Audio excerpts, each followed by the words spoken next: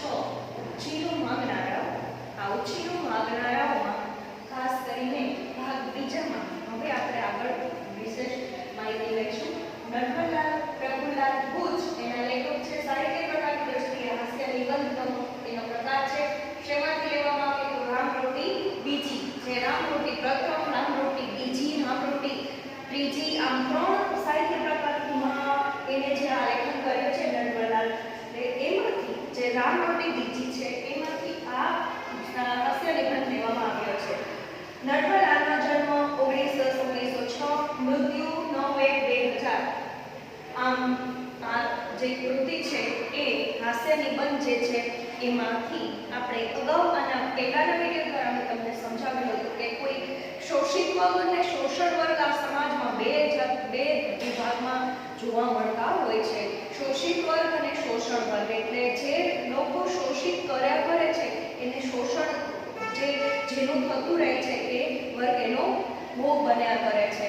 તો કોઈ પણ અહીંયા આગળ લેખકે પોતાના જીવન દરમિયાન જે કંઈ અનુભવો થયા છે એના ઉપરથી એના ઉદાહરણ આપવાની પ્રયત્ન કરી અને હાસ્ય ઉપજાવવાનો આપણને પ્રયત્ન કર્યો છે. એક હાસ્ય પ્રકારનો નિબંધ છે. એટલે અહીંયા આગળ લેખક સમજાવે છે કે જે લોકોને ઉછીનું માંગી અને જીવવાની ટેવ પડી ગઈ છે એ લોકોની ઘરે પોતે પોતાનું કાંઈ પણ વસ્તુ એક તો સ્ટોર નથી કરતા એટલે કે ઉપલબ્ધ નથી રાખતા. બીજા નંબરમાં કોઈ પણ વસ્તુ ટાંચણીથી માંડીને અને કેમેરા કે મોબાઈલ જેવી મોટી વસ્તુ, કિંમતી વસ્તુ માંગતા પણ ખચકાતા નથી. અને આપણને જ્યારે કોઈ જે વ્યક્તિ દે છે એને મદદ કરીએ રાખે છે, ઉછીનું આપીએ રાખે છે, એ વ્યક્તિને જ્યારે કોઈ પણ એક નાની એવી ચીજ વસ્તુની જરૂર પડે ત્યારે એ લેવા જાય તો એના ઘરે હંમેશની માટે પતી ગયું હોય, ખાલી થઈ ગયું હોય, બગડી ગયેલું હોય અથવા તો જ્યાં ત્યાં આડાઅવળી જગ્યાએ મુકાઈ ગયેલું હોય. આમ લેખક સમજાવવાનો પ્રયત્ન કરે છે કે ખરેખર આવા બે વર્ગોમાં જે શોષિત લોકો છે, પીડાયા કરે છે ને શોષણ કરનારો વર્ગ જે છે એ આનો લાભ ઉઠાવ્યા કરે છે. આગળ એના જીવનમાં જે પ્રસંગ બન્યો છે એની વાત આપણને લેખક કરે છે. 21 નંબરના પેજમાં જુઓ છે એ લાઈન, ઉછીનું માંગનારાઓની ધૃષ્ટતાનો એક દાખલો આપું. અમારા પાડોશમાં એક લવિંગ બહેન રહેતા હતા. અમારા ઘરમાં ટ્રંક, પેટી વગેરે રાખવા માટે લોખંડના સારા મજબૂત સ્ટેન્ડ છે. લેખક કહે છે કે અમારા ઘરની બાજુમાં જ લવંગી બેન રહેતા હતા અને એ ધૃષ્ટતા એટલે ઉદ્ધતાથી, બેશરમી, સાવ એટલે કહી શકાય કે જેને શરમ પણ ન હોય એવા એક અહીંયા આગળ એક ધૃષ્ટતાનો દાખલો આપણને આપે છે લેખક કે અમારા ઘરમાં ટ્રંક, પેટી વગેરે રાખવા માટેનું સ્ટેન્ડ હતું. લવંગી બેનની નજર તે ઉપર પડી. લવંગી બહેન જે છે એની નજર સ્ટેન્ડ ઉપર પડે છે. એક દિવસ મારી પત્નીને કહે, બહેન આ તમારા લોખંડના ઘોડા ઉછીના વાપરવા અમને આલો ને, તમારે જોઈએ તો બદલામાં હું તમને ઈંટો આલું. કહો કેવી ધૃષ્ટતા. હવે લેખક કહે છે કે એ જે અમારા ઘરમાં સ્ટેન્ડ હતા, પેટી અથવા ટ્રંક રાખવા માટેના, એની ઉપર એની બેનની નજર પડે છે તો કહે છે કે સ્ટેન્ડ અમને ઉછીના આપો ને હું તમને એના બદલામાં ઈંટો આપું. અને આ કેવી ધૃષ્ટતા કહેવાય, કેવી શરમ વગરની વાત કહેવાય, બેશરમી કહેવાય. તમારા ઘોડા માટે મારો ગધેડો રાખો એના જેવું. લેખક આશ્ચર્ય સાથે કહે છે કે તમારા ઘોડા માટે મારો ગધેડો એટલે કે એની ઈંટો રાખવાની વાત નથી, એ કહે છે કે મારી ગધેડો રાખો. મારી પત્નીના મનમાં આશ્ચર્ય અને ગુસ્સાના ભાવો જાગૃત થયા, પણ આખરે સંયમ રાખી તેણે શાંતિથી કહ્યું, લવંગી બહેન અમે અમારા ઘોડાથી ઓળવી લઈશું, ઈંટો ભલે તમારી પાસે જ રહે. હવે એમને લેખક કહે છે કે આ મારી પત્નીથી સહેવાયું નહીં. જે થોડી વાર માટે તો એને આશ્ચર્ય પણ થયું અને ગુસ્સામાં પણ આવી ગયા, પરંતુ એ પોતાના પર સંયમ રાખીને કહે છે કે તમે તમારી પાસે તમારી જે ઈંટો છે એ રાખો, અમે અમારા ઘોડાથી ચલાવી લઈશું. એટલા અહીંયા આગળ આપણને હાસ્ય ઉપજે છે. ઉછીનું માંગનારાઓની નજર ગીધ જેવી હોય છે.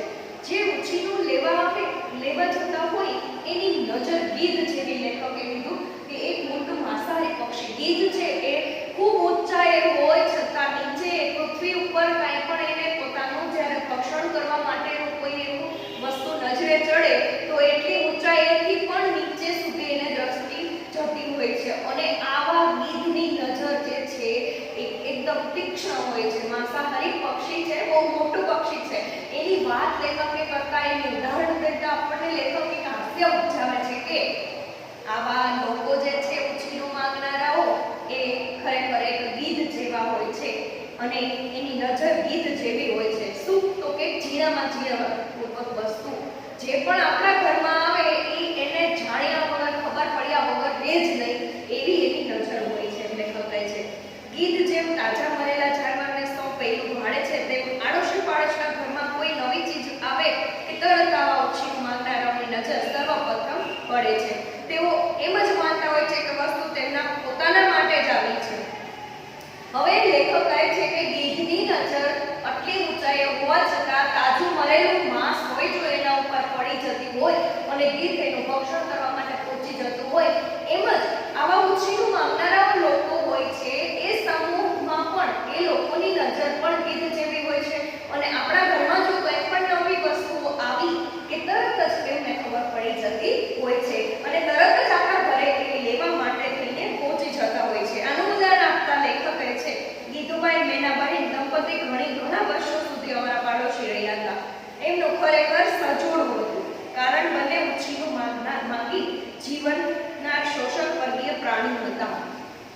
લેખક કહે છે કે સજોડું એટલે કે સારું યુગલ. કોણ?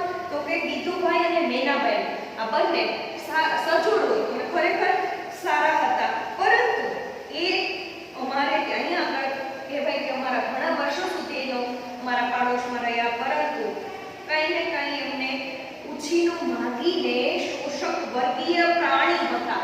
શોષિત વર્ગીય એટલે કે જે બીજાનું શોષણ કરી અને રહેનારા પ્રાણી જેવા થયા છે. લેખકે માણસ સમજ કહેવાય કારણ કે આવા લોકોને તેઓ રોજ અમારે ત્યાં 10-20 વાર કોઈને કોઈ ઉછીનું માંગવા આવી જતા. કોઈ નવી વસ્તુ, કોઈ નવું રાજ મેં ખરીદ્યું હોય તો તેઓ તુરંત જ જુએ અને બોલી ઉઠે, સારું થઈ લો, અમારે આના વિના ઘણી આપદા પડતી હતી, હવે કાયમ શું થઈ ગયું. હવે લેખક કહે છે અહીંયા હાસ્ય ઉપજાવતા કે કાંઈ પણ વસ્તુ આપણે આપણા માટે લીધી હોય તો એ લોકો આપણી ઘરે આવીને એમ બોલે કે બહુ જ સરસ થયું, તમે જો આ લીધું ને તો બહુ જ સારું થયું, અમે આના વિના ઘણી આપદા, અમને આના વિના ઘણી આપદા પડતી હતી. આપદા એટલે મુશ્કેલી અને એનો આપત્તિ કહી શકાય. તો અમને આને વગરની આ વસ્તુ વગર અમને ઘણી બધી મુશ્કેલી પડતી હતી, તમે આ લઈ લીધું તો સારું થયું. લ્યો, અમારે ત્યાં એક પણ નવી વસ્તુ આવી નહીં અને હોય અને જેનો પ્રથમ ઉપયોગ, જેનું ઉદ્ઘાટન વિધિ આ દંપતીએ નહીં કર્યો હોય, આજ અમારી પાસે અમારી જરૂરિયાત કરતા બમણા દાણા, મરી મસાલા, સાધન સામગ્રી અને રાસ રચેલું છે. તે અમારા પાડોશી દંપતીને આભારી છે. તેઓ પાડોશમાં રહ્યા ત્યાં સુધી અમે તેમના માટે દરેક ચીજ વસ્તુઓ લાવી સાચવનારા ટ્રસ્ટીઓ જ રહ્યા હતા. અહીંયા લેખક હાસ્ય ઉપજાવતા કહે છે કે લેખક એના પોતાના પાડોશીનો અનુભવ કહે છે કે આ બંને જણા અમારી ઘરે આવીને 10-20 વાર આખા દિવસમાં આવી અને કાંઈ ને કાંઈ વસ્તુઓ લઈ જતા હતા ઉછીનું. અને લેખક કહે છે કે આ વસ્તુઓ લઈ જાય એના માટે થઈને અમારે અમારા પોતાના ઘરમાં આટલી બધો સ્ટોક રાખવો પડતો હતો. શેનો?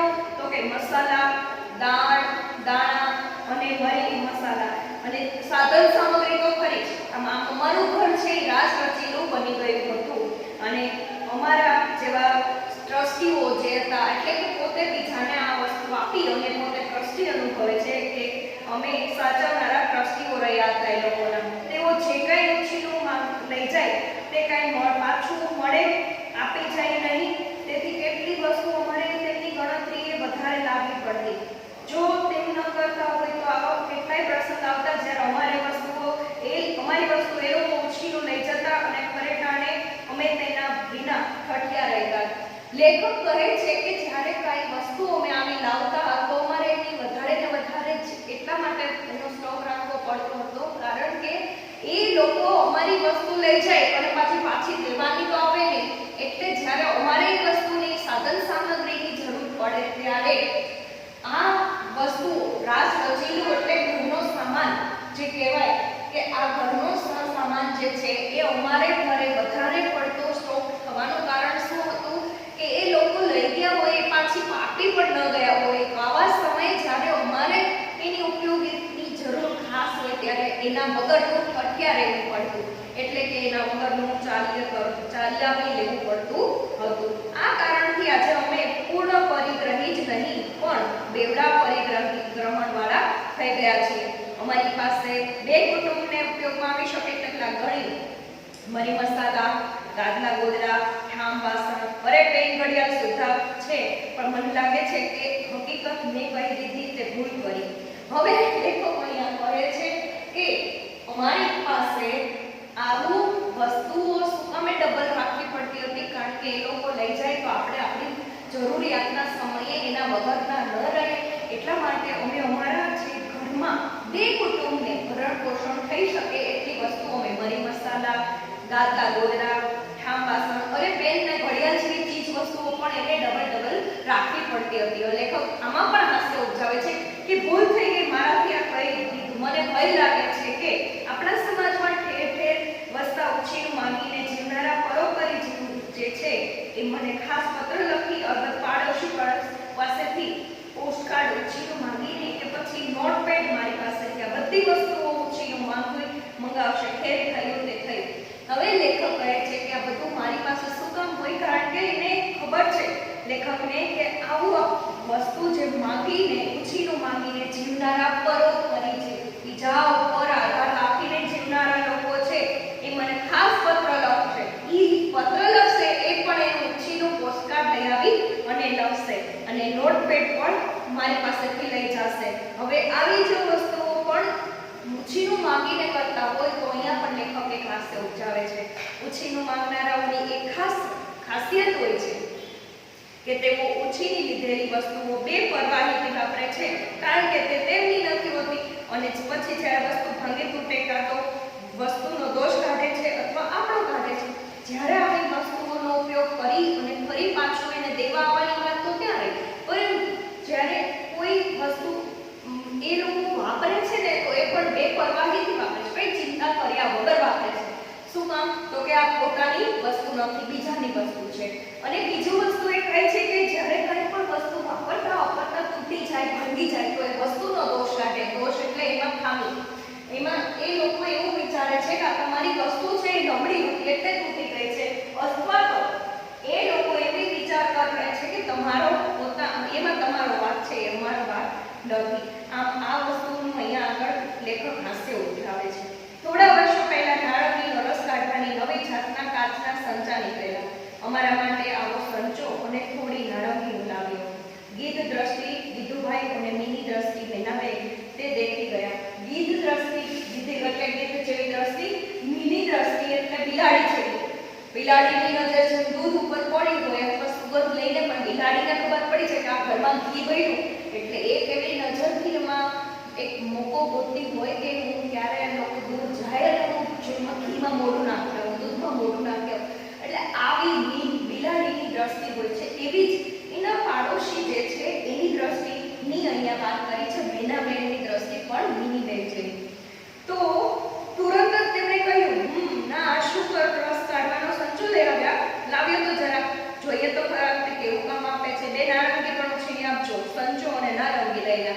લેખક પોતાના ઘર માટે જે નારંગી એટલે કે મોસંબી અથવા સંતરાનો રસ કાઢવા માટે થઈને એક મશીન સંચો લઈ આવ્યા. તો લેખક કહે છે કે એ નારંગી અને સંચો હું મારા ઘર માટે લઈ આવ્યો હતો. તો ગીધ જેવી દ્રષ્ટિ ગીતોબાઈની અને મિની જેવી દ્રષ્ટિ બેનાબેન આ બંને જણા આવી અને તરત જ કહે લે હા સારું થયું, આ સંચો લઈ આવ્યા છો અને આ શેનો સંચો છે? તમે આ નારંગીનો સંચો છે? સારું ચાલો અમને આપી જોઈજો, અમે ટ્રાય તો કરી જોઈએ કે આ કેવું કામ આપે છે. બે નારંગી આપજો એટલે પાછા નારંગી આપણા ઘરની લઈ જાય. એમ કરી અને લેખક અહીંયા પણ હાસ્ય ઉપજાવે છે. થોડી વાર ગીધુભાઈ આવ્યા અને કહે પેલા ભાઈ આવો જાપાનીઝ માલ ન લેતા હો, જોજો. પેલો સંચા પડે મેનાએ ચમચો રસ માંડ કાઢ્યો છે અને ત્યાં મેનાના હાથમાંથી સંચો નીચે પડ્યો અને ટુકડે ટુકડા થઈ ગયા. હવે બીજો લાવો ત્યારે બ્રિટિશ બનાવટનો લાવજો, જોઈએ તો મને સાથે લઈ જજો. હું પેલા ભાસમ કટલરી વાળાને ત્યાંથી સારો ને સસ્તો અપાવીશ. મેં કહ્યું ગીધુભાઈ સંચો તો અસર બ્રિટિશ બનાવટનો હતો પણ મેનાબેનના હાથે જાપાનીઝ હતો.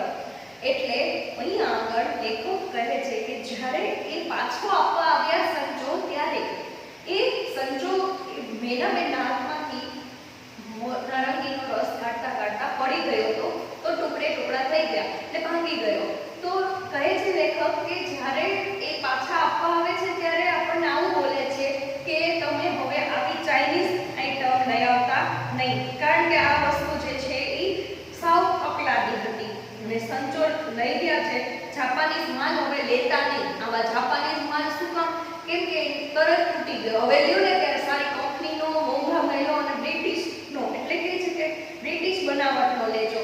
એટલે કા તમને જો ન ખબર પડે તો મને સાથે લઈ જજો પેલા કાસમભાઈ પટેલી વાળા ને ત્યાંથી હું તમને સસ્તો ને સારો સંચો અપાવી દઈશ. એટલે આપણને આપણી વસ્તુ લેવી હોય એ કોણ એના ઈચ્છાથી એને ગમતી હોય એવી કંપનીથી લેવાની. એટલે શું છે કે આપણે આવા લોકો જે છે એ છે કેવું એ પોતાનો સમય સાચવી અને પછી પોતે જે વસ્તુ ઉપયોગમાં લઈ ગયા છે એ વસ્તુ જ્યારે તૂટે કાઢે છે ત્યારે પણ એવો વિચાર નથી કરતા કે એવો ક્ષોભ અનુભવતા નથી અને આવું સાવ સામે સીધે સીધું આપણા પોતાના ઉપર જ ઠોકી બેસે છે. ગીધુભાઈ કહે અરે ના રે ના, એ તો મને પણ બેસી નાખે એવી છે, બાકી સંચામાં તળ પહેલેથી જ હશે. હવે ગીધુભાઈએ લેખકને કીધું કે હવે સંચો મને કહેજો હું લઈ આવીશ. ત્યારે લેખક કહે છે કે આ સંચો હતો એ બ્રિટિશ બનાવટનો હતો, પરંતુ મેનાબેનના હાથેથી પડી ગયો એટલે જાપાની. તો સાચવીને વસ્તુ વાપરવાની પણ લોકોમાં એટલી કદર હોતી નથી. ગીધુભાઈ કહે છે કે ના રે ના, ના રે ના, એ તો મને પણ પીસી નાખે એવી છે. એની પત્નીને તો જાણતા જ હોય કે મને પણ પીસી નાખે એવી છે, સંચામાં તળ પહેલેથી જ હશે. એટલે કહે છે હવે શું કહે છે, પહેલા કહે છે સંચામાં જાપાનીઝનો ન લાગતા બ્રિટિશનો લાગતા, હવે કહે છે સંચામાં પહેલેથી જ તળ છે. દુકાનદારે નુકસાનીનો માલ તમને પડકાર્યો. હવે એ ગીધુભાઈ જે છે એ લેખકને જ કહે છે કે તમારો આ જે દુકાનદારે જે સાવ હલકી ગુણવત્તાનો માલ હતો એ તમને પડકાર્યો, એટલે કે તમને આપી દીધો. પડકાર્યો એટલે નકામી વસ્તુ હોય એ એને પકડાવી દેવી. એટલે અહીંયા આગળ લેખક જે છે એ પણ આગળ હાસ્ય ઉપજાવે છે. મેં માલ બરાબર જોઈ તપાસીને જ લીધેલો, વગેરે દલીલો નિરર્થક લાગી તેથી હું મૂંગો જ રહ્યો. હવે લેખકને એની સાથે કંઈ પણ ચર્ચા કરવાનું નિરર્થક લાગ્યું, સાર્થક થવાનું લાગ્યું એટલે મૂંગા રહ્યા. આવી તો મારી કેટલી વસ્તુઓ ઉછીનો માંગનારાઓએ ટાળી નાખી છે. દરેક વખતે વસ્તુનો અને એવી વસ્તુ લાવવા બદલ મારો છું. દરેક વસ્તુ વાપર્યા પછી પણ લેખક કહે છે કે વાંક તો મારો અથવા વસ્તુનો જ નીકળતો હોય છે. અમારી ઘણી ખરી ચીજોની માલિકી અમારી, પણ કબજો ગીધુભાઈ દંપતીનો રહેતો. ઘણી ખરી અમારી વસ્તુઓ પોતાની હતી લીધેલી, પરંતુ એનો કબજો એટલે લેખક કહે છે કે એનો જે પોતા હક હોય એ તો બધું ગીધુભાઈને દંપતીનો જ હતો. તેઓ જોઈતી વસ્તુ ઓછીનું માગી અને જાય અને પાછી આપી જવાની વાત કરી. પરિણામે જરૂર પડી અમારે તેમના ત્યાં માગવા જવું પડતું, પણ તેનો ઉપયોગ અમે પૂરો કર્યો ન હોય ત્યાં સુધી તેમની ફરી માગણી આવી જ હોય. હજી લેખક કહે છે કે પોતાને જો એ વસ્તુની ઉપયોગિતાની જરૂર પડે તો એમને પણ પાડોશી એ લઈ ગયા હોય, જો પોતાની માલિકીનો હોવા છતાં એ કબજો એને કરી લીધો હોય, આપણે લેવા જઈએ ત્યારે પણ એ લઈ એવા શબ્દો દ્વારા દે છે પાછો. અને લેખક કહે છે કે જમીન એકવાર એ વાયફરો ન હોય ત્યાં બીજી વાર માંગણી કરવા આવા લોકો પહોંચી જતા હોય છે. અમારું શાક સુધારવાનું ચપ્પુ આ રીતે મોટે ભાગે તેમને ત્યાં જ રહેતું. હવે ચપ્પુ જેવી ચીજની વારંવાર જરૂર પડે છે એટલે ચપ્પુની અમારી વચ્ચે ઠીક માંગમાં રહેતી. લેખક કહે છે કે ચપ્પુ છરી જે છે એની માંગ તો આપણે રોજ એની જરૂરિયાત પડતી જ હોય. તો લેખક કહે છે કે એની વસ્તુની તો ત્યાં અમારું જે ચપ્પુ છે એ લોકો વારે વારે લઈ જતા હતા. આખરે કંટાળીને અમને કંઈક તેમને શરમાવાના ઈરાદાથી એક વખત એક નવું ચપ્પુ ખરીદી લાવી મેં તેમને કહ્યું, ગીધુભાઈ મેનાબેન લ્યો આ ચપ્પુ, તમારે અમારી પાસે રોજ માંગવા આવવું પડે છે, તે કરતાં મને એમ થયું કે ચપ્પુ બીજું તમને લાવી આપું. હવે આ નવું તમે રાખજો, પેલું અમે વાપરશું.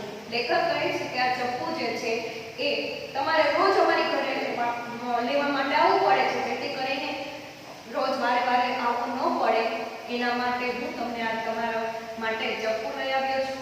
આ રાખો, નવું ચપ્પુ તમે પેલું આ અમારું જૂનું આપી દો. મેં માન્યું કે આટલા કર્યા પછી તે મને ભોઠા પડશે. લેખક કહે છે કે મને એમ થયું કે હું આવું નવું ચપ્પુ એને દઈશ તો એ ભોઠા પડશે, શરમ અનુભવશે. ભોઠા એટલે કે શરમ અનુભવી.